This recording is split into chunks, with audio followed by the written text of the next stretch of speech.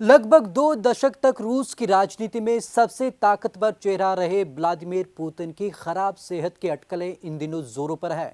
कयास ये भी लगाए जा रहे हैं कि अगले साल तक इस्तीफा भी दे सकते हैं। नमस्कार, मैं हूं विवेक शर्मा। पंजाब केसरी टीवी चंडीगढ़ दिख रहे हैं आप। रूस के राष्ट्रपति व्लादिमीर पुतिन को लेकर इन दिनों सियासत पूरे तरीके से गर्म है। क्यों है ये सियासत गर्म, चलिए आपको ये खास रिपोर्ट दिखाते हैं।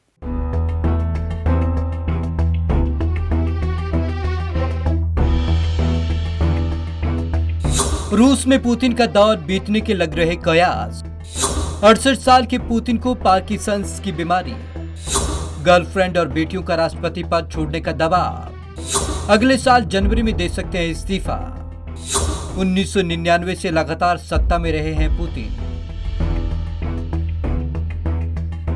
व्लादिमीर पुतिन रूस की राजनीति का सबसे ताकतवर चेहरा। व्लादिमीर पुतिन वो नाम जिसके बिना रूस की राजनीति का जिक्र अधूरा है।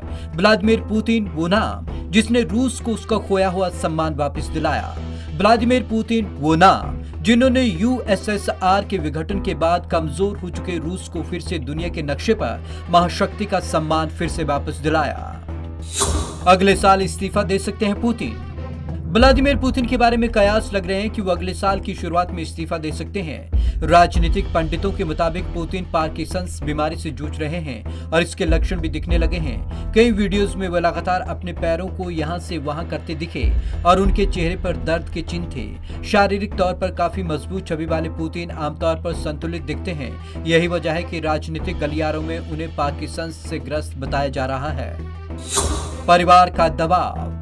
पुतिन और उनकी बीमारी के बारे में खुलासा ब्रिटिश अखबार द सन ने अपनी रिपोर्ट में किया है। अखबार से बातचीत में रूस की पॉलिटिकल एनालिस्ट वेलेरी सोलोवोई ने कहा है कि पुतिन पर उनकी 37 साल की गर्लफ्रेंड एलिना काएबा उन पर इस्तीफे का दबाव डाल रही हैं। पुतिन की दोनों बेटियां भी यही चाहती हैं। वेलेरी ने कहा कि पुतिन पर परिवार का काफी प्रभाव है। परिवार की वजह से ही वो जनवरी में पद छोड़ने का ऐलान करने पर विचार कर रहे हैं। बीमारी है वजह। वेलोरी ने आगे कहा कि आशंका है कि पुतिन को पार्किंसंस बीमारी हो गई है। कुछ वक्त से उनमें इसके लक्षण नजर आए हैं। मीडिया ने उनके वीडियो फुटेज का एनालिसिस भी किया है। इसमें पाया गया कि पुतिन की उंगलियों और पैर कांप रहे थे। वे बार बार पैरों की पोजीशन बदलते नजर आए। कानून की टाइमिंग अहम।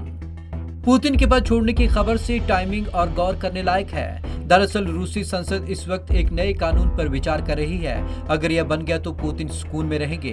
इस कानून के मसौदे के मुताबिक किसी भी पूर्व राष्ट्रपति पर कभी केस दायर नहीं किया जा सकेगा। पुतिन पर कई तरीके के आरोप लगे हैं। कानून बन गया तो वे कभी कानूनी मामलों में नहीं फंसेंगे। क्या है पार्किंसंस?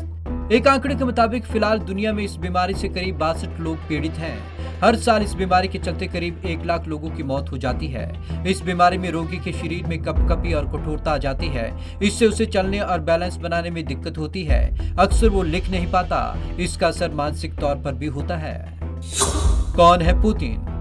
1952 में सेंट पीटर्सबर्ग में जन्म हुआ। लॉ में ग्रेजुएशन किया। खुफिया एजेंसी केजीबी में शामिल हुए।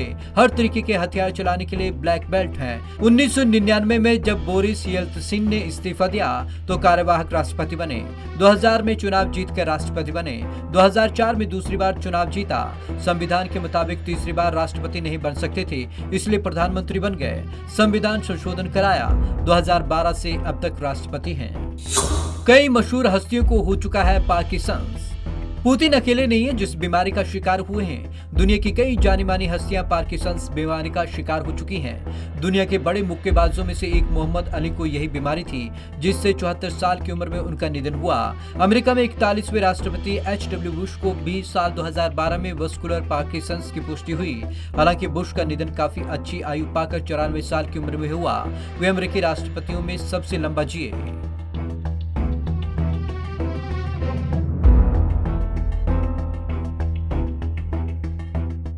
पुतिन के इस्तीफे के सियासी हलकों में चर्चा होने के बावजूद भी मॉस्को ने अब तक इस मामले पर कोई टिप्पणी नहीं की है।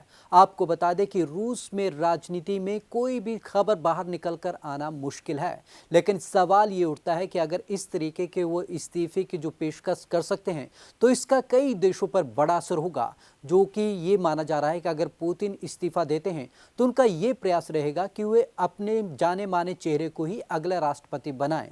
तो आज की इस खास रिपोर्ट में बस इतना ही। विवेक शर्मा को दीजिए इजाजत। नमस्कार।